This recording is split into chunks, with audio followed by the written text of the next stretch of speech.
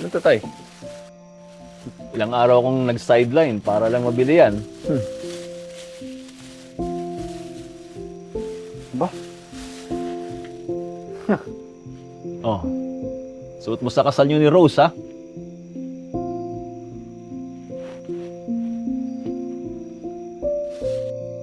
Oh. Bakit naging biglang ganyan yung mukha mo?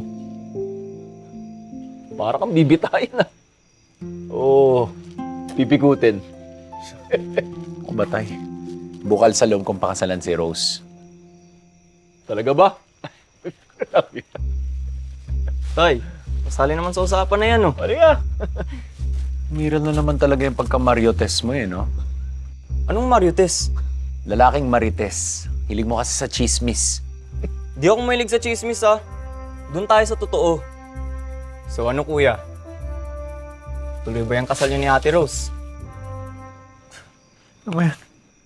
Saan naman galing yan, Poy? Minsan kasi napapaisip ako kung di ka lang makaatas sa pangako mo kay Ate Rose. Kaya mo siya papakasalan.